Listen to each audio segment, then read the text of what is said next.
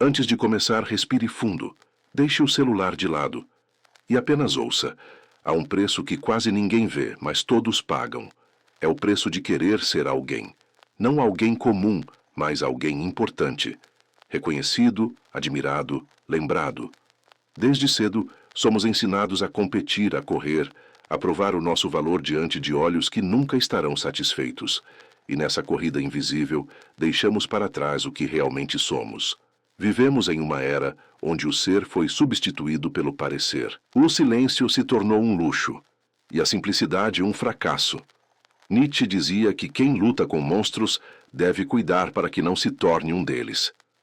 Mas o monstro moderno não tem rosto, não vive nas sombras. Ele habita dentro de nós, na forma de comparação, inveja e desejo de validação. Você já percebeu como é fácil se sentir pequeno quando vê alguém vencendo? Como se o sucesso alheio fosse uma prova viva da sua insuficiência. Vivemos cercados de vitrines, mas ninguém mostra o preço real do que exibe. Por trás de sorrisos, há cansaço. Por trás do brilho, há medo. E por trás da fama existe uma solidão que o aplauso não consegue preencher. Schopenhauer dizia que o homem deseja não apenas a felicidade, mas também que os outros a reconheçam. É aí que o sofrimento começa. Quando o olhar do outro se torna o espelho onde você mede seu valor. E quanto mais olha para fora, mais se afasta de dentro. Você começa a trabalhar não pelo que ama, mas pelo que impressiona. Fala não para ser entendido, mas para ser admirado. E aos poucos a vida vira um teatro, onde você interpreta um papel que nem lembra mais por que começou a atuar. O preço invisível é o esquecimento de si. Aquela perda sutil que acontece em silêncio, quando a voz interior é abafada pelo ruído das expectativas. Você começa a vestir máscaras, e quanto mais belas elas são, mais distante fica da própria verdade. E há um momento em que o aplauso se torna perigoso. Porque quanto mais ele ecoa, mais você depende dele para existir. Mas existe um ponto de ruptura, um instante em que o vazio fala mais alto que o reconhecimento. É quando você percebe que por trás de todos os likes, ninguém realmente te conhece. E pior ainda, talvez nem você se conheça mais. Kierkegaard dizia que a maior forma de desespero é não ser quem se é. E o mundo moderno transformou isso em cultura. Chamamos de autoestima o desejo de ser admirado. Chamamos de autoconfiança a necessidade de provar. E chamamos de propósito aquilo que nos rende atenção. O preço invisível é viver em função de um personagem, alguém que sorri por obrigação, que mostra conquistas para esconder feridas, que fala alto para não ouvir o próprio medo, e quanto mais essa imagem cresce, mais o ser se retrai. É o paradoxo do sucesso moderno. Todos querem ser alguém, mas poucos sabem quem são. Talvez o verdadeiro despertar não esteja em conquistar algo grandioso, mas em ter coragem de não precisar disso. De olhar no espelho e não ver o reflexo do mundo, mas o próprio rosto. De aceitar que o valor não está na vitrine, mas no invisível. E entender que o silêncio pode ser mais valioso do que qualquer aplauso. O ego nasce do medo. Medo de não ser o suficiente.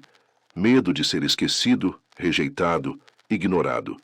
É a tentativa desesperada de criar uma versão de si mesmo que o mundo aceite, admire e, acima de tudo, ame. Mas o amor que nasce da aprovação é o mais frágil de todos, porque ele morre no instante em que o aplauso silencia. Desde crianças aprendemos que o valor está na nota, no prêmio, no elogio. Poucos nos ensinaram a encontrar sentido no erro ou beleza na humildade. O sistema educa para a competição, não para a consciência, para ser visto, não para ser verdadeiro. E assim, o ego cresce como uma fortaleza construída sobre o medo da insignificância. Quanto mais o mundo nos aplaude, mais altos se tornam os muros, e mais distantes ficamos de nós mesmos. Schopenhauer dizia que a vaidade é o que faz o homem parecer algo que ele não é. E o ego é justamente isso, uma ilusão bem construída. Ele se alimenta da comparação, da inveja e do medo de desaparecer. E quanto mais alimentamos essa imagem, mais ela exige. Você começa querendo ser reconhecido, e termina sendo escravizado por essa necessidade. As redes sociais transformaram o ego em espetáculo. Hoje, o palco é o feed, o espelho é a tela, e o público é uma multidão invisível. Vivemos uma era onde a solidão é mascarada por filtros e sorrisos ensaiados. E o pior é que o público aplaude, não o ser humano, mas a performance que ele aprendeu a sustentar. Nietzsche acreditava que o homem moderno havia matado Deus, mas substituiu essa ausência pelo culto ao próprio ego.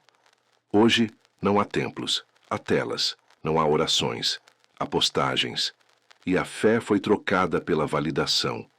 Vivemos ajoelhados diante de números, acreditando que eles medem o nosso valor. Mas nenhuma métrica é capaz de mensurar o peso de uma alma cansada. O ego é astuto. Ele te convence de que você está evoluindo, quando na verdade está apenas se distanciando de quem é. Ele te faz confundir visibilidade com propósito, fama com significado, e te transforma em produto. Você começa a se vender por pequenas doses de aprovação, até que um dia acorda e percebe que não há mais ninguém para comprar, e nem nada para vender. A dor de querer ser alguém nasce da crença de que ser você não é o bastante, e é aí que o sofrimento se instala, quando o simples viver parece pequeno diante do grandioso parecer. Vivemos cercados de pessoas que fingem plenitude enquanto sangram em silêncio. Riem nas fotos, mas choram nas noites. Falam sobre sucesso, mas sentem que perderam a si mesmas no caminho. Há um momento em que a alma começa a cansar. Cansar de manter aparências, de sustentar papéis, de correr atrás de uma imagem que nunca se completa. E é nesse cansaço que o despertar começa, porque é preciso esgotar o falso para ouvir o verdadeiro. Talvez o maior erro da nossa geração seja confundir autoexpressão com autoexibição. Queremos nos mostrar, não nos compreender. Queremos ecoar, não silenciar. E o silêncio, aquele que revela o que somos quando ninguém está olhando, se tornou insuportável. Mas é nesse silêncio que o ego morre, e quando ele morre, nasce o ser. Um ser que não precisa ser admirado para existir, porque já encontrou em si o valor que o mundo jamais poderá conceder. Quando o aplauso acaba, o silêncio se torna ensurdecedor. É nesse instante que o personagem percebe que a plateia nunca o amou. Amava apenas o papel que ele interpretava. E o eco dessa constatação é devastador, porque o vazio que vem depois do sucesso não é a ausência de conquistas, mas a ausência de sentido. Quantos nomes brilhantes você já viu desaparecer como fumaça? Celebridades, empreendedores, gurus, figuras que pareciam invencíveis, mas que carregavam dentro de si um desespero tão grande quanto o tamanho da imagem que criaram. O ser humano pode suportar a dor da pobreza, do anonimato, da rejeição, mas há algo quase insuportável, a dor de não saber quem é depois que conquista tudo. Schopenhauer chamava isso de tédio existencial, o fardo de ter vencido a corrida e perceber que não há linha de chegada. Porque a mente que viveu em busca de validação não sabe o que fazer quando ela chega. O vício não está apenas no desejo de ser admirado, mas na impossibilidade de viver sem isso. O ego cria o palco, mas o palco consome o homem. E quando as luzes se apagam, o personagem precisa se confrontar com o ser que foi esquecido nos bastidores. É ali que mora a verdade, no desconforto do espelho, no peso da solidão, na pergunta que ecoa: quem sou eu quando ninguém está olhando? Nietzsche dizia que o homem é um abismo, e olhar para dentro exige coragem. Mas poucos suportam esse olhar, porque dentro não há aplausos, não há curtidas, não há plateia. Há apenas o ser nu, sem status, sem imagem, sem papel. E essa nudez espiritual é intolerável para quem viveu de aparências. A sociedade moderna transformou o vazio em inimigo. A ociosidade é vista como fracasso, o silêncio como fraqueza e a introspecção como perda de tempo. Mas é no vazio que o ser se regenera. É na ausência que nasce o autoconhecimento. E é no nada que o homem finalmente pode se ouvir. O colapso do ego é, na verdade, o início do renascimento. Mas ele vem com dor.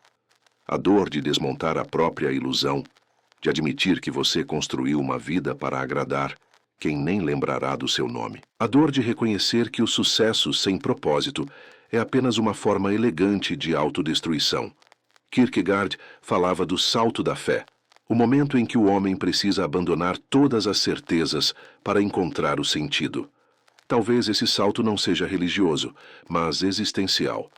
É pular do palco e aceitar cair dentro de si mesmo, abandonar a persona e abraçar o ser, e perceber que não há glória nisso, há libertação, porque no fim, tudo o que o ego constrói é pó. Títulos, conquistas, seguidores, números são apenas ecos de uma necessidade nunca satisfeita. Mas o que é verdadeiro, o que permanece, é aquilo que não pode ser comprado, medido ou postado.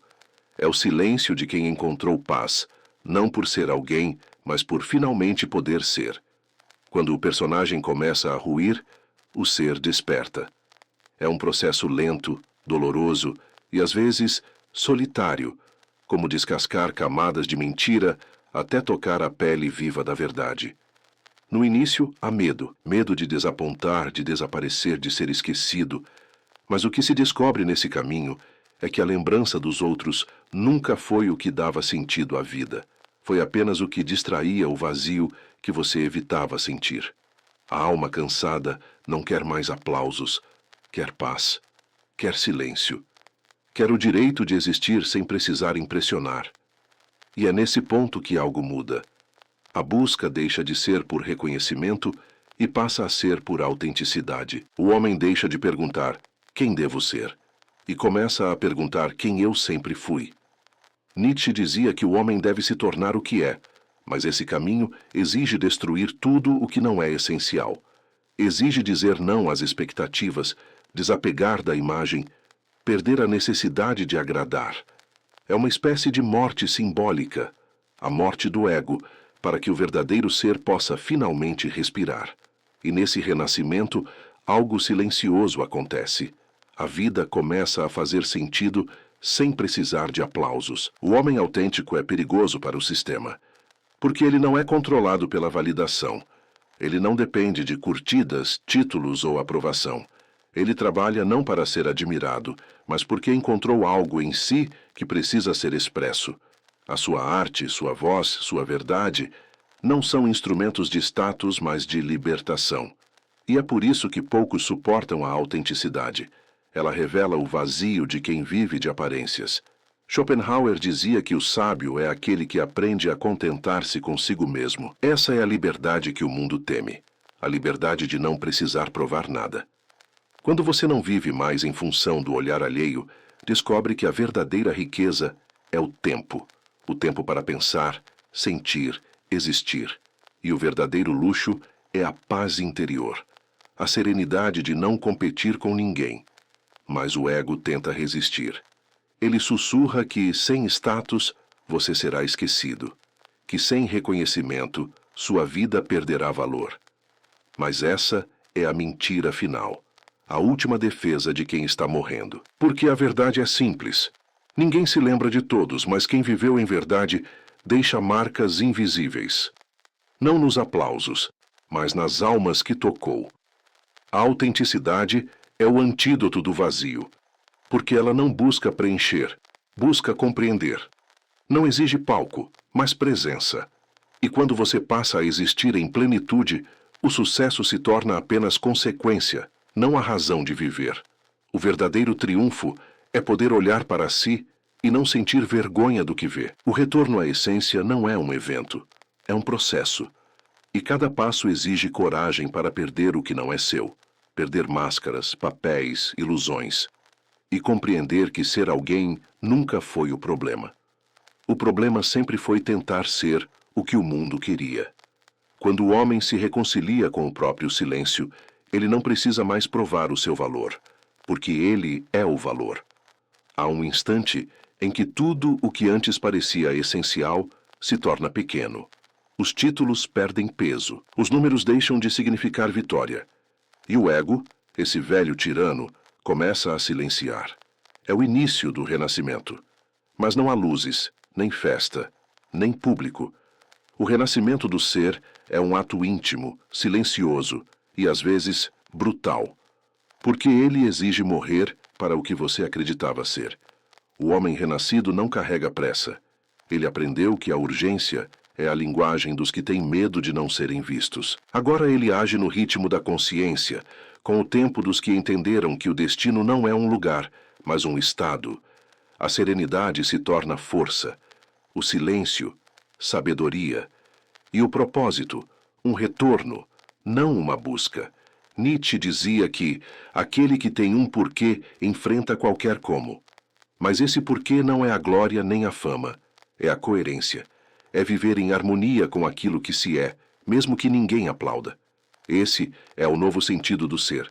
Não conquistar o mundo, mas não se perder dentro dele. Schopenhauer via o mundo como uma ilusão movida pelo desejo.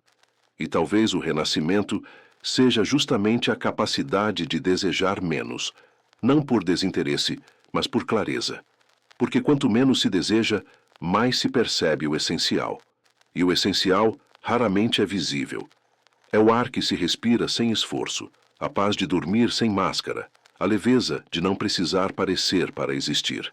O homem que desperta não é o que grita a própria grandeza, mas o que caminha em silêncio entre os que ainda dormem. Ele observa o espetáculo do mundo com compaixão, porque entende que todos estão lutando contra o mesmo inimigo, o medo de não ser alguém. Mas agora ele sabe, ninguém precisa ser alguém quando já é tudo o que é. A vida, então, deixa de ser palco e volta a ser caminho. Um caminho onde não há espectadores, apenas viajantes. Alguns correm, outros se perdem, mas todos, em algum momento, precisam parar e se olhar de frente. E quem tem coragem de se olhar sem fuga, descobre algo sagrado. A simplicidade é o estado mais elevado da alma.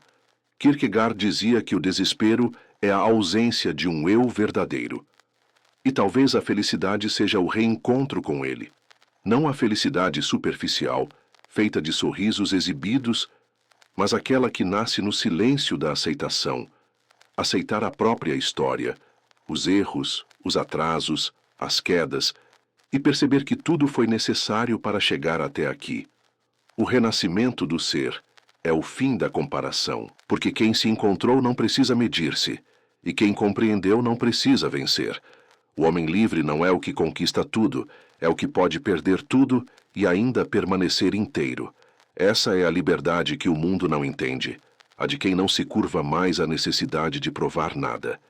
E quando a alma alcança essa maturidade silenciosa, a vida volta a ser o que sempre foi, simples, breve e bela. Sem urgência de brilhar, sem medo de desaparecer, porque quem encontrou paz já é eterno. Depois do renascimento vem o silêncio. Um silêncio diferente. Não o que sufoca, mas o que revela. É nele que o homem desperto percebe uma verdade sutil. Para ser tudo, é preciso primeiro aceitar ser nada. A sabedoria nasce quando o ego se dissolve, quando o desejo de ser alguém é substituído pela serenidade de apenas existir. Nietzsche dizia que o homem superior é aquele que aprendeu a dançar sobre o abismo. E essa dança só é possível quando o medo desaparece, porque o medo é o último vínculo com o personagem. Enquanto houver algo a perder, o ego ainda vive. Mas quando o homem compreende que nada lhe pertence, nem a imagem, nem o sucesso, nem o nome, ele se torna intocável. Schopenhauer chamou isso de negação da vontade. Não é desistência, é transcendência. É deixar de lutar contra o fluxo da vida e aprender a fluir com ele. O homem comum quer controlar, dominar, acumular. O sábio observa, aceita, compreende. E nessa aceitação, encontra poder. Porque o poder verdadeiro não é o de mudar o mundo. É o de permanecer sereno mesmo quando o mundo muda. A sociedade moderna não entende o valor do nada. Ela precisa de ruído, movimento, espetáculo. Mas o nada é onde a consciência repousa. É o ponto onde não há necessidade de provar, onde o ser é puro, livre e inteiro. E é justamente por isso que o silêncio assusta tanto. Ele revela o que resta quando o personagem morre. O homem que chegou até aqui não é mais o mesmo. Ele fala menos, observa mais. Não reage ao caos porque compreende que o caos é parte do equilíbrio. Ele não busca ser compreendido. Apenas ser, e esse apenas ser é a forma mais elevada de sabedoria. O mundo pode chamá-lo de indiferente, mas ele não é. Ele sente tudo, mas não se prende a nada. Ama sem posse, trabalha sem vanglória, vive sem pressa. O tempo, que antes era inimigo, agora é aliado. Porque o homem que habita o presente não envelhece, apenas continua. Kierkegaard dizia que a fé começa onde o entendimento termina. E talvez a sabedoria seja isso: confiar na vida sem precisar compreendê-la. Aceitar o mistério, o imprevisível, o invisível. Perceber que há beleza em não ter todas as respostas, porque o ser que busca controle encontra ansiedade, mas o que busca harmonia encontra paz. A sabedoria do nada é o ápice da jornada. É quando você olha para o passado sem arrependimento, para o futuro sem medo e para o presente com gratidão. Nada mais precisa ser provado, porque tudo já foi compreendido. E o que resta é o essencial: a consciência tranquila, o coração leve e a alma em silêncio.